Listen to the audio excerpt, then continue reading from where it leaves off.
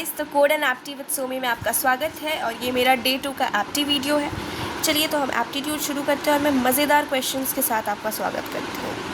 सुनिए, ये जो मैं वीडियो बना रही हूँ ये स्पेसिफ़िकली फॉर आईटी कंपनीज़ की प्लेसमेंट पर्पज़ के लिए है और आप मेरे साथ बनाइए, ठीक है। मैं मस्त सवाल दूँगी, अच्छे सवाल दूँगी क्योंकि मैंने कई सारे एग्ज़ाम्स दे रखे हैं और एक्सपीरियंस के साथ मैं बताना चाहती हूँ कि मैं आपको अच्छे सवाल दे रही हूँ। तो हमारा पहला क्वेश्चन है कि शुगर का प्राइस अचानक से 20% इंक्रीज़ हो जाता है तो हमें कितना कंजम्पशन लेस करना पड़ेगा। एक हाउसवाइफ है आप समझ लीजिए, एक होम मेकर है, उसे कितना कंजम्पशन लेस करना पड़ेगा। शुगर का कंजम्पशन जो है वो कंजम्पशन लेस करना पड़ेगा ताकि वो जितना पैसा देती थी उतना ही दे, उसका खर्चा ना बढ़े। वो भले ही शुगर को अब थोड़ा वो लोग का परिवार कम खाए लेकिन पैसा उतना का उतना रहना चाहिए। तो इस ऐसे क्वेश्चन आते हैं तो हमारा दिमाग ऐसे, उसको बोलते हैं क्या, ठनक जाता है, ऐसे हमारा दिमाग ही हिल जाता है। मैं कैसे वर्ड्स यूज़ करती हूँ। तो ऐसा है कि शुगर 20% इंक्रीज़ हो गया अचानक से, तो हाउसवाइफ को शुगर का कितना कंजम्पशन कम करना होगा कि पैसा ज्यों का त्यों रहे। तो मान लेते हैं कि जब पैसा 100 देती थी, ठीक है, तो वो शुगर भी 100 kg यूज़ करती थी, ठीक है, वो प्यारी सी जो औरत है। अब क्या हुआ है, चूँकि शुगर का प्राइस 20% इंक्रीज़ हो गया, हम मान रहे हैं 100 मान रहे हैं ताकि हमें ईजी हो। अब शुगर का प्राइस 20% इंक्रीज़ मतलब अब शुगर का प्राइस 120 रुपीज़ हो गया है। तो अभी वो वही 100 किलोग्राम के कंजम्पशन के लिए अब शुगर का प्राइस जो 120 हो गया है। तो उसे क्या करना है ना, हाउसवाइफ को, उसको इसका कंजम्पशन कम करना है, ठीक है।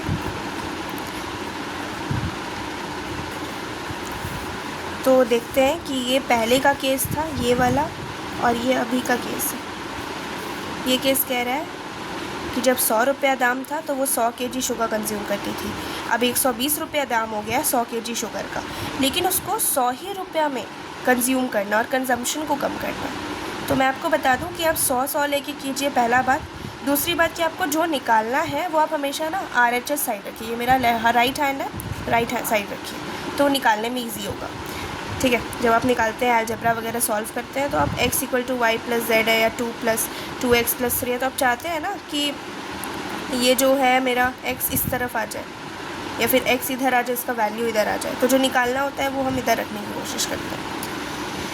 तो 120 रुपया है, तो अभी उसका 100 kg का दाम पहले 100 था, अब 100 kg का दाम 120 रुपया हो गया है।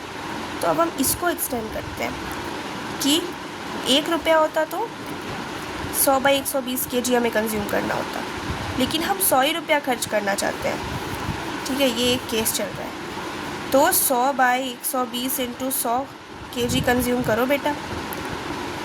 तो कंजम्पशन ना घट गया, पहले वो 100 रुपये में इतना कंज्यूम कर रही थी, अब उसको 100 ही रुपये में कंज्यूम करना है, ठीक है। तो इस केस से हम लोग ये निकाले हैं, तो कंजम्पशन ये घटा है। आप खुद इसको डिवाइड करके देख लीजिए।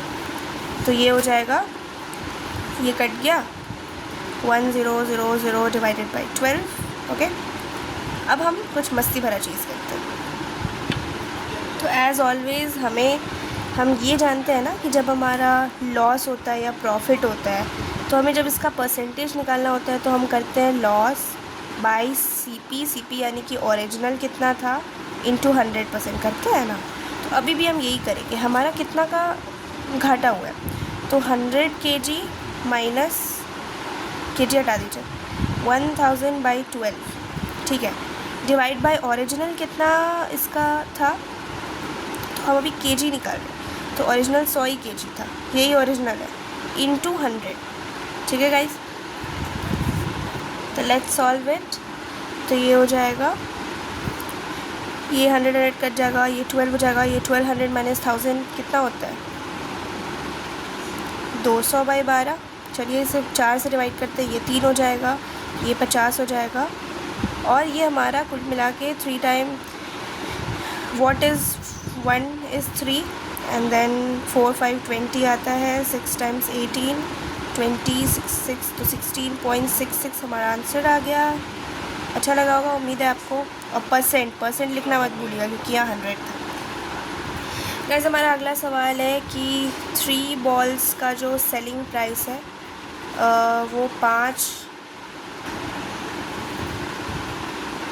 बॉल्स के लॉस कॉस्ट प्राइस के बराबर है। तो ये क्या हुआ है, आपका घाटा हुआ है, प्रॉफिट परसेंट हुआ है या लॉस परसेंट, जो भी हुआ है उसका परसेंटेज निकालें। कुछ नहीं करना गाइस, बाल्स देखिए मैंने क्या लिख दिया, कुछ नहीं करना है। हमें करना यूँ है कि 3 बॉल एस 5 बॉल सीपी, ठीक है। तो एक बॉल का सेलिंग प्राइस कितना होगा, 5/3 बॉल्स का कॉस्ट प्राइस। अच्छा एक बात और,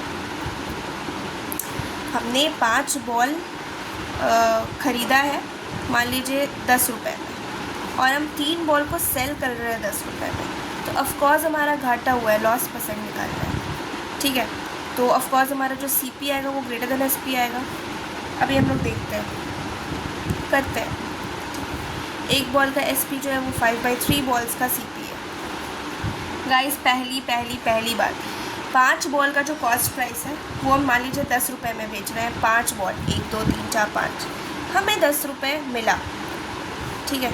हमने 10 रुपये में ख़रीदा, अब इसमें से हम 3 बॉल जो है वो 10 रुपये में बेच दे रहे हैं, तो हमारा प्रॉफिट हुआ। तो अब हमारा प्रॉफिट हुआ कि लॉस हुआ, इतना दिमाग मत लगाइएगा, और ना ये मेथड से कभी सॉल्व कीजिएगा, हमेशा वो 100 वाले मेथड से सॉल्व कीजिएगा गाइस। चलिए देखते हैं कैसे।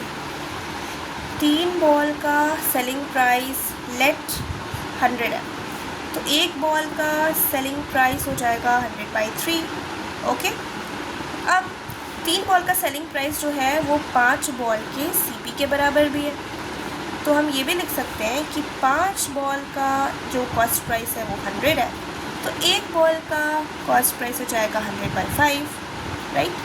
अब इन दोनों में कौन बड़ा है, जिसका न्यूमरेटर छोटा वो वैल्यू बड़ा, तो हमारा सेलिंग प्राइस बड़ा है, यानी कि हमारा प्रॉफिट हुआ है। गाइस बता रहे हैं, अब हमें प्रॉफिट का, सॉरी आपको दिखा नहीं होगा, तो हमारा सेलिंग प्राइस कॉस्ट प्राइस से बड़ा, तो प्रॉफिट हुआ है। अब profit percentage equal to SP minus CP, यानी कि ये प्रॉफिट बाय ओरिजिनल क्या था, हमेशा कॉस्ट ओरिजिनल रहता है, इनटू 100%। ये इन जनरल फार्मूला भी आप यूज़ कर सकते हैं, बड़े मज़ेदार ही फार्मूला है।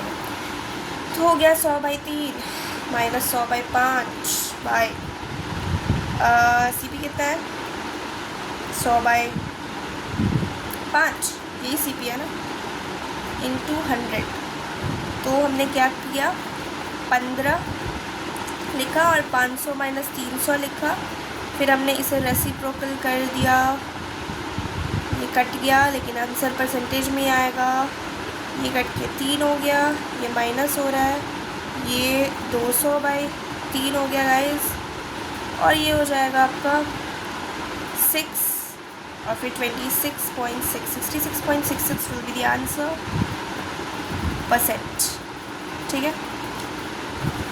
होप ये क्वेश्चन भी आपको काफ़ी दमदार और मज़ेदार रखा होगा, और ये अप्रोच आपको काफ़ी इजी लगा होगा। कोई भी डाउट है कमेंट्स में लिखिए, मैं फिर से बताने को रेडी हूँ, बार बार बताने को रेडी हूँ। गाइस जो हमारा नेक्स्ट क्वेश्चन है दैट इज़ टाइम, वर्क और मैन को लेकर के। तो एक बहुत ही मज़ेदार सा फॉर्मूला है, मैं आपको बता दूँ कि, और R, time into number of कितने मैन थे इंटू कितने आवर्स लिए उन्होंने, और सॉरी गाइस ये डे है, ठीक है, day number of person, R into ये 1 नंबर ऑफ मुझे क्या बताना था, वर्क कितना है, तो ये वर्क 2 होता है, equal to D2 M2 H2 W1, ठीक है। यहाँ पे मैंने आपको बता दिया है कि ये डे है, ये नंबर ऑफ़ पर्सन है, ये नंबर ऑफ़ आवर्स है, और ये वर्क है, ठीक है। बस ये वाला का डिफरेंस है कि वर्क 2 वर्क 1 यहाँ आ जाएगा, और काफ़ी सारे क्वेश्चन इससे सॉल्व हो जाते हैं गाइस, और आपका एप्टी यू हवे में मज़ेदार से सॉल्व होगा। तो तो क्वेश्चन दे रखा है कि एक 6 आदमी, तो चलिए हम लिखते हैं वैल्यूज़। यहाँ पे हम ऐसे बॉक्स बना लेते हैं या एक लाइन खींच लेते हैं और लिखते हैं D1 M1 H1 W1 D2 H2 या M2 H2 W2। जो दे रखा है वो लिख दीजिए, जो नहीं दिया वो मत लिखिए, ठीक है। उसको हटा सकते हैं आप, उसको उस चीज़ को यहाँ से, वो वैल्यू 1 होगा। तो D1 लिखा है कि 18 दिन में 6 लोग, ठीक है, 18 दिन में 10 लोग 6 घंटा लगाते हैं एक काम को करने में। तो एक काम को करने में एक काम को करने में 15 लोग, एक काम को करने में, मैं इतनी कंफ्यूज क्यों हो रही हूँ, एक काम को करने में 15 लोग कितना घंटा लगाएंगे और 12 दिन है, ठीक है।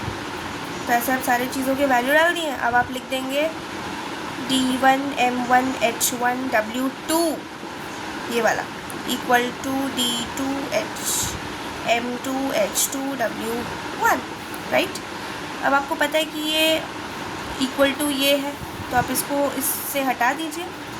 अब आपको पता है कि आपको H2 निकालना है, तो आप लिख दीजिए H2 इक्वल टू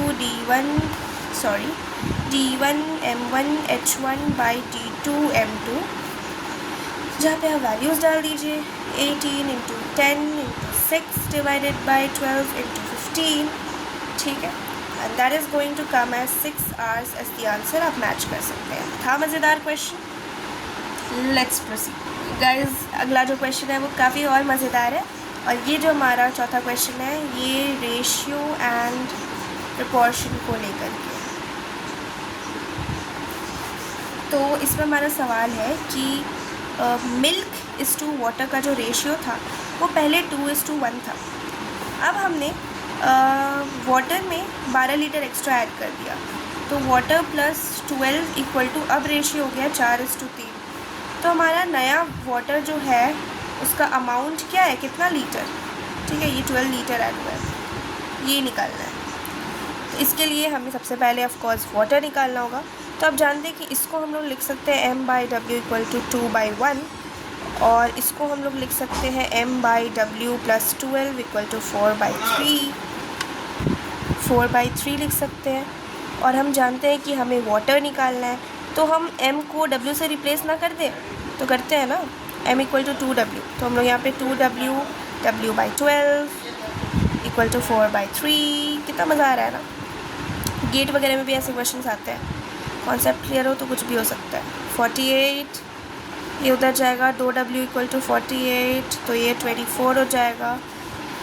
हमें निकालना है न्यू कितना वाटर है, न्यू जो वाटर है वो कितना अमाउंट है उसका, तो 12 लीटर ऐड हो रखा था ना, तो हम कर देंगे कि न्यू जो हमारा वाटर का अमाउंट है H2O का, होप आप केमिस्ट्री जानते होंगे, W plus 12 equal to 24 plus 12 equal to 36 litres.